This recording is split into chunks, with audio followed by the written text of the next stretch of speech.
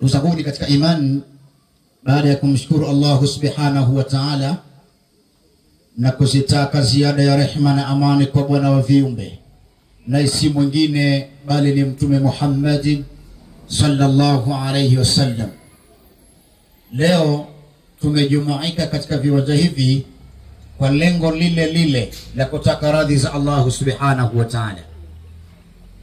Lakini makusudio makubwa kwa siku ya leo ni kunasihiana, ili nafsi zetu zikiondoka katika dunia hii kule tuendako, tusiwe na lawama kwa Mola wetu au kwa mtume wetu, au tusimlaumu mtu yeyote, bali tujilaumu nafsi zetu wenyewe, kwa sababu siku ya kiyama tutaulizwa, alam ya'tikum nadhir, hivi nyinyi hawakukujieni waonyaji?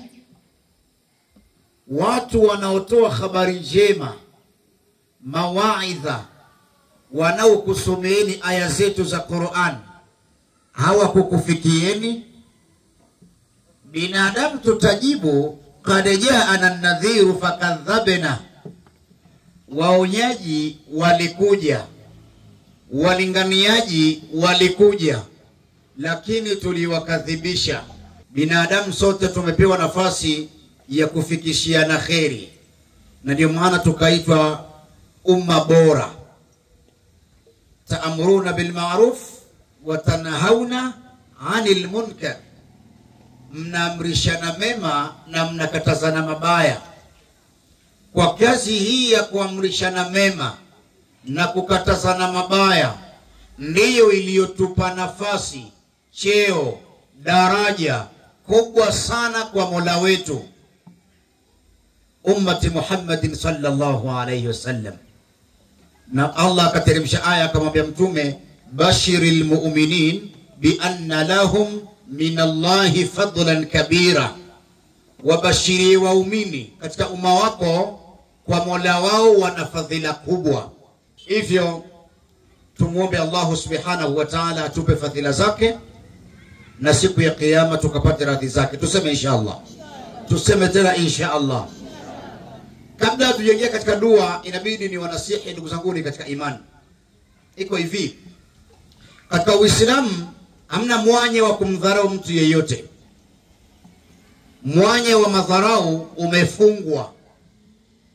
Kabla Nabii sallallahu alayhi wasallam hajapewa utume, dharau ilikuwa ndiyo dili, dharau ilikuwa ndiyo fashion, dharau ilikuwa ndiyo kipaumbele kikuu sana kwa watu. Ilikuwa yule anayejiona angalau kidogo kashika visenti, atawadharau watu mpaka wamlambe miguu.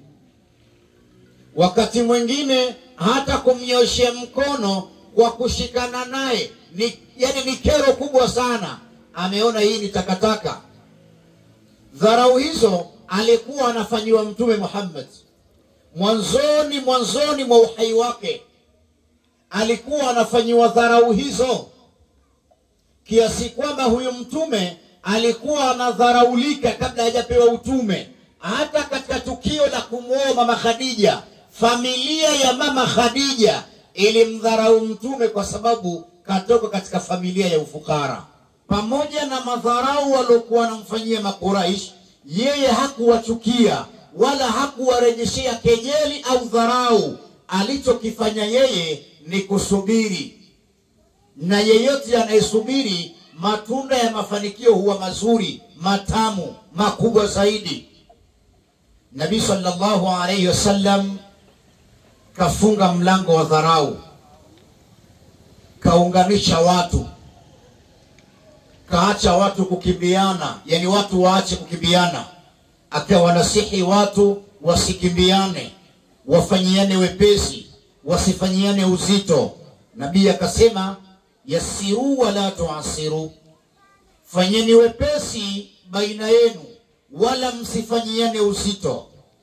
Wabashiru wala tunafiru, bashirianeni wala msikimbiane. Kila mmoja ana haki ya kumwambia mwenziwe ukweli. Mwambie mwenzio ukweli. kama alivyosema Mtume katika hadithi hii. Sawa wabashiru wala tunafiru, mbashiriane wala msikimbiane. Ajabu iliyoko katika umma huu, mwanadamu wa Kiislamu yuko radhi akazungumze mapungufu ya mtu kwa watu wengine, na hawezi kumfesi mwenyewe na kumwambia bwana wewe una mapungufu 1 2 3 rekebika.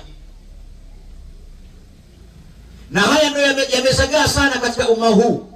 Imefika hatua watu tunasemana nje, tukikutana tabasamu feki, tukikutana tunapapasana kama panya, usiku anakung'ata huku anakupuliza usiamke. Hivyo ndo tunaishi sasa. Na Mtume anasema hivi, almu'min mira'atul mu'min idha ra'a fi aiba aslahahu. Muislamu ni kioo cha Muislamu mwenzake. Ukiona aibu ya mwenzio mtengenezee. Yani kama kuna mapungufu utayaona kwa mwenzako, sawa ukamkuta mwenzio kafanya ubaya fulani, ni mapungufu ya kibinadamu. Kafanya makosa, ni binadamu. Haki yako sio kumkimbia huyu. Muite, mwambie bwana kuna kadha wa kadha nimeona umefanya sio sahihi. Dini yetu hairuhusu hivyo.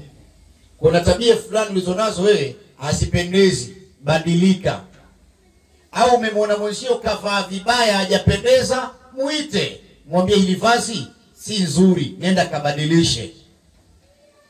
Sasa hivi ukimwona mwenzio kavaa vazi chafu, kakalia tope au ndege kamnyea mgongoni, utamwambia?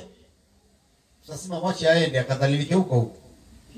Na ulivyojua kwamba mmealikwa harusini na yeye ndo kavaa vizuri kuliko wewe, hutaki apendeze na watu wasimuone alivyopendeza, hivyo ukamwacha na huo uchafu ili akadhalilike. Hiyo ni tabia mbaya, na Uislamu haujafundisha hivyo. Muislamu ni kioo cha Muislamu mwenzako. Ukiona aibu za mwenzio mtengenezee. Hivi kuna mtu anaweza kutembea na matongo usoni? Wewe tu umeamka asubuhi, umejiangalia kwenye kioo, ukajiona usoni na matongo, alafu ukatoka asubuhi ukaenda barabarani, ukaenda kazini, ukaenda dukani, sokoni, unaweza? Kama huwezi, basi usiruhusu mwenzio atembee na dosari kwenye nguo yake wakati umeona. Mrekebishie. Ukimwona kakosea, muite, mwambie. Sio umemsikia mwenzio kafanya tukio, labda kapigwa na mume wake usiku, mfano tu, mume wake kamzabua, kampiga vibao, wewe jirani ukasikia kilio cha mwanamke mwenzio kapigwa na hukuwa na uwezo wa kwenda kufuatilia ili uweze kuwakataza. Ulikuwa huna uwezo huo, kwa sababu kila jambo lina uwezo wake, msio mnakurupukia mambo. Sawa Sasa basi umesikia mwenzio kapigwa usiku, wewe asubuhi umeamka, ndio wa kwanza mitani, unaamna habari Hadija kapigwa leo, ana mdomo huyo. Sasa inakusaidia nini? Unavomfanyia mwenzio ubaya, ipo siku na wewe utapigwa. Sasa kupigwa kwako wewe, utafungwa kitambaa mdomoni, hata sauti haitoki, ndio unaimbwa kama ngoma, utajua ujui. Tunasihiane, tushauriane, tuheshimiane. Usiwahi kumdharau mtu usiyemjua. Katika dharau zimewaponza wengi sana. Dharau zimewaponza wengi mno, na dharau zimewanyima wengi nafasi ya mafanikio. Uenda yule unayemdharau ni bora mbele ya Allah kuliko wewe. Si Allah ameshasema ndani ya Qur'an, la yaskharu qaumun min qaumi asa yakunu khaira minhum. Kaumu hili msidharau kaumu nyingine, uenda wale mnaowadharau ni bora kwa Mola wenu kuliko nyinyi. Wanaume tusidharauliane. Uenda yule mwanaume unayemdharau wewe ni bora mbele ya Allah kuliko wewe. Unaendesha gari, sio sababu ya kumdharau mwanaume mwenzio ambaye haendeshi gari. Kama unaendesha gari, hiyo ni zamu yako, imefika ukamiliki gari. Ya mwenzio pia itafika. Na nani kakuambia kuwa na gari ndo bora? Wanawake, wala nisaa min nisa'i asa an yakunna khairan minhunna, wanawake pia msidharauliane nyinyi kwa nyinyi. Uenda wale wanawake mnaowadharau ni bora mbele ya Allah kuliko nyinyi. Sasa hivi kuna tabia za kudharauliana katika vichama fulani mnavyoviunda. Kuna kijichama chako cha kuchangisha hela zenyewe za riba zile, lakini unawadharau wanawake wenzio kisa wewe unapokea shilingi 10,000 kwa mwezi ama 20,000. Mume wako amejenga, Masha Allah, ni neema. Unamdharau mwanamke mwenzio ambaye bado analipa rent. Watoto wako wameolewa, ni neema. Kwa nini umdharau mwanamke mwenzio ambaye bado hajaozesha? Msidharauliane nyinyi kwa nyinyi. Unaweza ukajifahari, mume wangu ana gari, ndio mnavyosemaga, siwezi kupanda matatu, daladala hizo sisi tunazita daladala. Uenda hiyo gari ya mumeo hiyo, hujui tu inachukua madem kila siku. Ikirudi gari janaba, mume janaba. So unarigia nini sasa? Unarigia li nyumba la pili la mume wako. Hilo anajifichaga humo. Wewe hujui tu. Sasa usimdharau mwanamke mwenzio kisa mumeo anamiliki gari, kisa mumeo amejenga, kisa mumeo ana duka kubwa, kisa mumeo ni maarufu, kisa mumeo ana connection, kisa mumeo ana kadha wa kadha. Au kisa mume wako ni OCS. Kwa Mwenyezi Mungu hakuna OCS. Hakuna chifu, dio, hakuna hivyo vyeo. Wote hawa watapiga magoti mbele ya ufalme wa Allah na kuhitaji msaada wa Allah japo sekunde moja. Hivyo kitakachomnusuru mtu ni ucha Mungu. La tuzaku anfusakum huwa a'lamu biman ittaqa. Msijitukuze imani, msiringe ucha Mungu, msijitape kwa chochote. Allah ndo anajua nani mcha Mungu kati yenu. Useme mimi bana, mashallah, mimi ni Muislamu safi, mwenzangu hata si hiyo. Una uhakika kwamba ibada zako zimekubalika? Siku moja nakupeni kisa tuingie katika dua, tuseme inshallah. Siku moja Nabii Musa alayhi salam, huyu ni nabii wa Allah. Nabii Musa anaitwa Kalimullah. Kalimullah maana yake anazungumza na Mungu sauti kwa sauti. Nabii Musa alikuwa nabii. Kazi ya malaika Jibril ni kuleta wahai kwa mitume, ujumbe, risala. Lakini wakati wa Nabii Musa, Jibril alikuwa hafanyi kazi ya kuleta ujumbe, wahai kwa Musa, bali Musa alayhi salam alikuwa anazungumza na Allah sauti kwa sauti katika mlima Sinai. Nabii Musa siku moja akaja mwanamke mmoja akaja kwake, akamwambia, ya nabii Allah, ewe nabii wa Allah, tuombee kwa Mwenyezi Mungu. Mimi hapa nina matatizo, nipo kwenye ndoa na muda mrefu bado sijashika mimba. Naomba niombee kwa Allah anijalie nipate mtoto. Nabii Musa akaenda mlima Sinai. Alipofika akapeleka habari kama alivyoambiwa, japokuwa alisahau kidogo, Allah akamkumbusha. Nabii Musa akamwambia, Rabbi, huko mtaani kuna mama anataka umruzuku mtoto. Amekaa kwenye ndoa muda mrefu hajashika mimba. Hivyo amenituma ni kuombe umpe mtoto. Allah akamwambia Musa, yule mama hatozaa. Sikiliza, yule mama nimeshamhukumia hivyo. Sawa? Nabii Musa akarudi. Siku ya kwanza alipofika akapeleka taarifa, mama, Mwenyezi Mungu amesema hutozaa, amehukumu hivyo. Yule mama akasubiri. Baada ya muda mchache yule mama akatembelewa na mgeni. Mgeni mwenyewe ni kijana mvulana tu, muonekano wake ni dhalili, kavaa mavazi ya kawaida, mavazi ambayo lao utamkuta barabarani utasema huyu loser, huyu amefeli, huyu hana hili wala lile, hana mbele wala nyuma, hana yani hafutii, hana vazi nzuri, hana cha kujivunia. Yule baba kabisha, yule kijana kabisha hodi nyumbani kwa yule mama, akamwambia, mama, mimi nimefunga saumu siku 3, na katika hizo siku 3 huwa anafuturu maji peke yake, lakini kwa sasa naomba riziki, nisaidie angalau kipande cha mkate nile, na karibia kufuturu. Yule mama akatoa kikombe cha maji akampa kijana, akachukua kipande cha mkate akampa kijana. Yule kijana akanywa maji, akala mkate, akasema alhamdulillah. Ogopa sana kauli hii, kauli nzito sana. Alhamdulillah ni kauli nzito mno. Allah tuwezeshe siku moja nije kuelezea utukufu wa kalima alhamdulillah, useme inshallah, na ubora unaopatikana ndani yake na faida zilizopo kwa yeyote anayeuzoesha ulimi wake katika kusema alhamdulillah. Yule mama, kijana alivyoshukuru, kijana akamwambia, mama, nilikuwa na njaa, umenipa mkate, sasa hivi njaa kipo.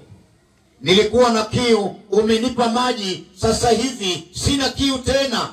Niombe jambo lolote unalotaka, mimi nitamwambia Mungu akutimizie. Huyu mama kaingia kwenye mtihani. Kafikiria ni jambo gani hilo? Kuna jambo nishamwambia Musa, lakini Musa kaniletea majibu kwamba mimi sitozaa. Itakuwaje sasa? Itakuwaje huyu? Anazungumza na mume wake. Ghafla kamwendea mume wake, mume, kuna mtu huko nje anataka tumwambie matatizo yetu, yeye atamwambia Mwenyezi Mungu yatatuke. Mume akaleta dharau. Wewe vipi? Tumeshamwambia nabii wa Mungu Musa, nabii Allah Musa. Nabii Musa anasema hilo haliwezekani. Hivyo tusubiri, nani aliye na ubora na utukufu zaidi ya nabii wa Mungu? Kama nabii wa Mungu katuombea na hatujapata tulichokihitaji, tuendelee kusubiri. Hapa ni mechi bila goli.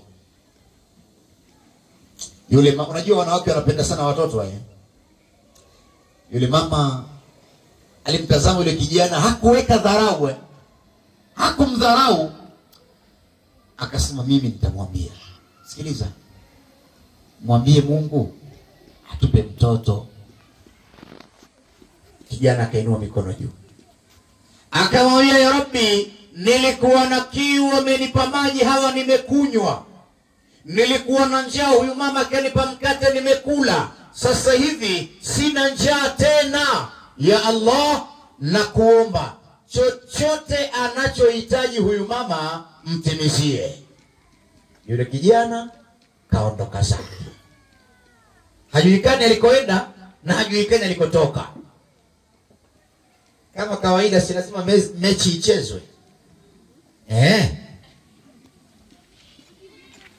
Mama na mume wakaenda kwenye uwanja wa mpira, wakacheza mechi. Mume kapiga goli, kadaka.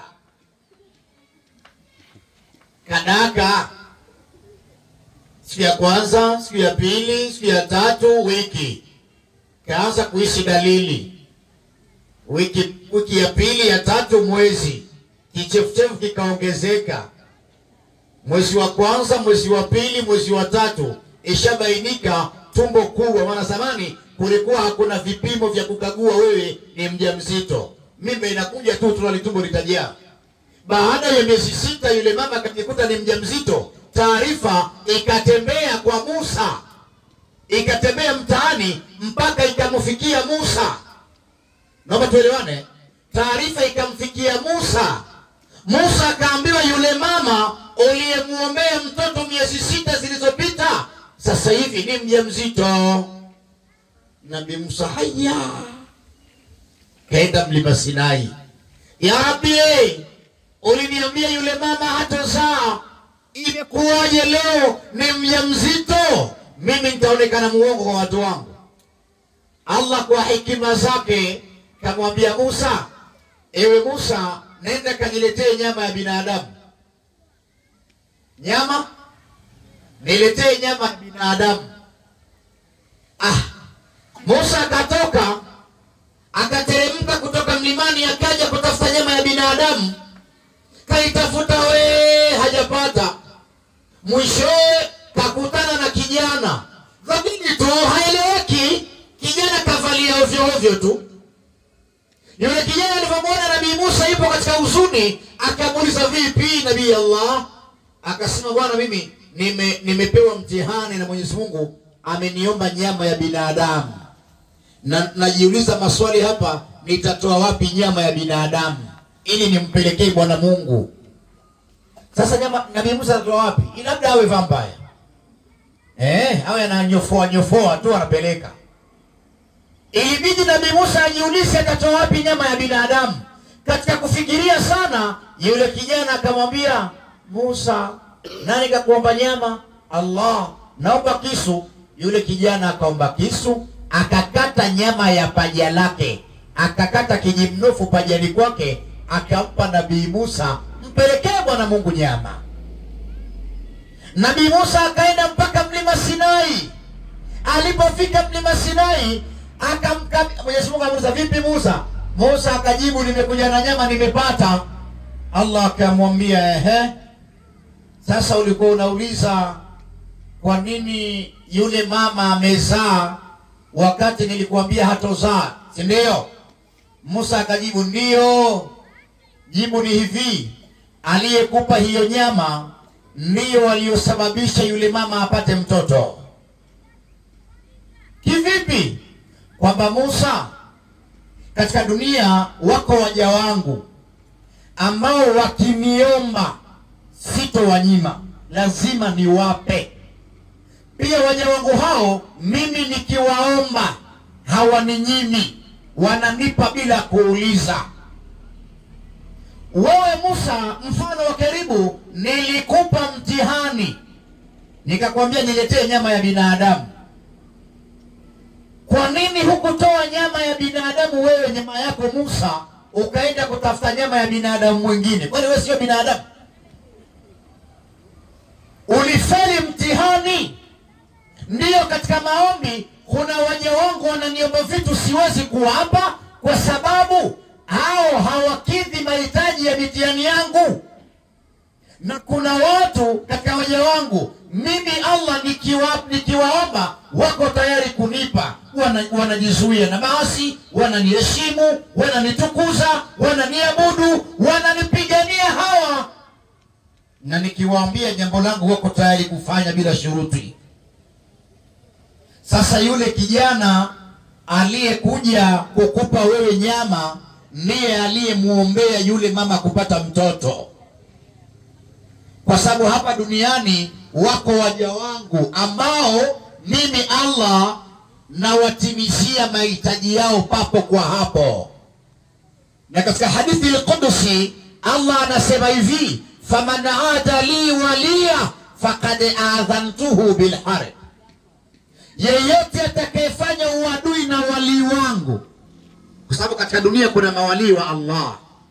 Tena ndani ya Qur'ani mawali wa Allah wanatajwa kwamba ni watu hawatohuzunika. Inna awliya Allah la khawfun alayhim wala hum la yahzanun. Mawali wa Allah hawatokuwa na hofu siku ya kufa kwao. Umauti ukiwafikia hawaogopi, wala yahzanun, na wala hawahuzuniki kwa chochote. Mawali wa Allah ni hao wameteuliwa, si manabii. Hawa ni mawali, si manabii. Wanayo daraja kubwa mbele ya Allah kiasi kwamba wakiinua mikono juu kumwomba Allah, Allah anawajibu. Sasa basi Allah anasema, faman aada li waliya, atakayefanya uadui na wali wangu, faqad adhantuhu bil harb, mimi Allah nitatangaza vita na yeye. Man huwa waliyullah? Ni nani wali wa Allah? Wali wa Allah ni yule anayejiamrisha mabaya baada ya kusikia yamekatazwa mabaya, kajiamrisha mwenyewe kuyakataa na kajiamrisha mema kufanya, kajizuia na maasi, kajikurubisha na kheri. Huyu ni wali wa Allah. Anafanya ibada, ulimi wake unamtaja Allah bukuratan wa asila, asubuhi na jioni. Huyu ni wali wa Allah. Kwa lugha nyingine wanaitwa masharifu. Sharifu man sharafa nafsahu fahuwa sharifu, yule anayejitukuza nafsi yake ni sharifu. Hawa wanapendwa na Allah, hawa wanajibiwa na Allah, hawa wana nafasi kubwa sana kwa Allah. Lengo langu mimi ni dharau. Ondoa dharau, usimdharau mtu. Ujui yule unayemdharau ndiye ambaye kadari yako wewe imepitia kwake. Allah kaipitisha kadari yako kwake. Sasa unapomdharau unatengeneza uzito wa kumfikia. Utamfikiaje mtu unayemdharau? Utakaa mbele ya mtu unayemdharau? Utamsikiliza mtu unayemdharau? Huwezi kumsikiliza. Sasa dharau ni kitu kibaya. Dharau haifai katika Uislamu. Dharau haifai. Dharau ni kosa kubwa sana, miongoni mwa yale makosa yanayochukiza mbele ya Allah. Tumuombe Allah subhanahu wa ta'ala atujalie tuwe miongoni mwa wanaosikiliza maneno yake na kuyafanyia kazi. Tuseme inshallah.